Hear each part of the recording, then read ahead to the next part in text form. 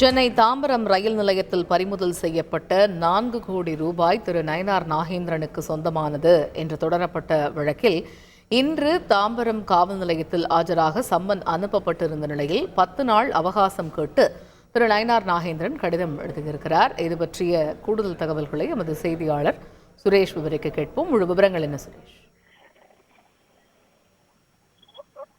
வணக்கம். மீரான், தொடர்ந்து தகவல்களை பதிவு செய்யுங்க. வணக்கம்.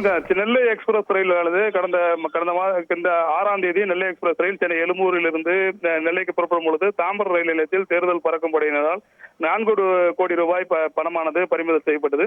இந்த 4 கோடி ரூபாய் பணம் பறிமுதல் செய்யப்பட்ட வழக்கில் நெல்லை பாஜக வேட்பாளர் நயினார் நாகேந்திரனுக்கு சொந்தமானது என்று போலீஸ் விசாரணையில் தெரிய வந்தது. இந்த சம்பவம் தொடர்பாக நெல்லையிலும் போலீசார் விசாரணை நடத்தியிருந்தார்கள். இந்த சம்பவம் தொடர்பாக நயினார் நாகேந்திரன் ஓட்டலில் வேலை பார்த்த 3 பேர் கைது செய்யப்பட்டார்கள். இந்த பணம் தொடர்பாக மேலும் ஒரு 4 பேர்களுக்கு சம்மன் அனுப்பப்பட்ட நிலையில் 22ஆம் தேதி இன்று இந்த வழக்கு தொடர்பாக தாம்பரம் காவல் நிலையத்தில் ஆஜராக வேண்டும் என்ற நயினார் நாகேந்திரனுக்கு சம்மன் அனுப்பப்பட்டிருந்தது. ஆனால் இதுவரை அவர் ஆஜராகாத நிலையில் தற்போது அவருடைய வழக்கறிஞர் ஒருவர் தற்போது தாம்பரம் காவல் நிலையத்திற்கு வந்திருக்கிறார்.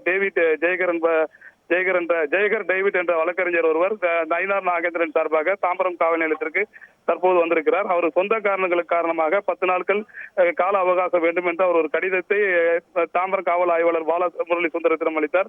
இது தொடர்பாக தற்போது அவர் தாம்பரம் உதவி கமிஷனர் நெல்சனை சந்தித்து தொடர்பாக அவரிடம் இந்த கடிதத்தை அளிக்க தற்போது அவர் இந்த தாம்பரம் காவல் நிலையத்தில் காத்துக் கொண்டிருக்கிறார். இந்த வழக்கை பொறுத்த வரைக்கும் சம்மன் அனுப்பப்பட்டவர்கள் யாருமே இதுவரை இங்கு ஆஜராகவில்லை. கோவர்த்தனன் என்ற பாஜக பிரமுகரின் மகன் மட்டும் இந்த சம்மன் அனுப்பப்பட்டவுடன் நேரில் ஆஜராகி இந்த சம்பவத்திற்கும் தங்களுக்கும் தொடர்புள்ள என்ற ஒரு கடிதத்தை கொடுத்து விட்டார்கள். மற்றவர்கள் இந்த சம்மன் அனுப்பப்பட்டவர்கள் யாரும் இந்த வழக்கில் இதுவரைக்கும் தாம்பரம் காவல் நிலையத்தில் ஆஜராகாத நிலையில் அடுத்த கட்ட நடவடிக்கை எடுப்பது குறித்து போலீசார் ஆலோசித்து வந்தார்கள். இந்த நிலையில் தான் நயினார் நாகேந்திரன் தரப்பில் அவரது வழக்கறிஞர் தற்போது தாம்பரம் காவல் நிலையத்திற்கு ஆஜராகி இருக்கிறார்.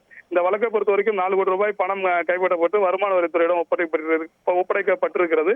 இந்த நிலையில இந்த வழக்கு தொடர்பான ஆதாரங்களை போலீசார் திரட்டியிருக்கிறார்கள். இந்த பணம் பரிமாற்றம் செய்யப்பட்ட கட்டிடங்கள் ஆகியவற்றிலிருந்து சிசிடிவி காட்சிகளை போலீசார் கைப்பற்றியிருக்கிறார்கள்.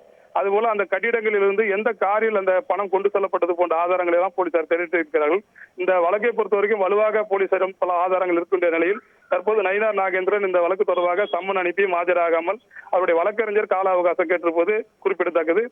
தொடர்ந்து போலீசார் அவருடைய வழக்கறிஞரிடம் பேசி வருகிறார்கள்.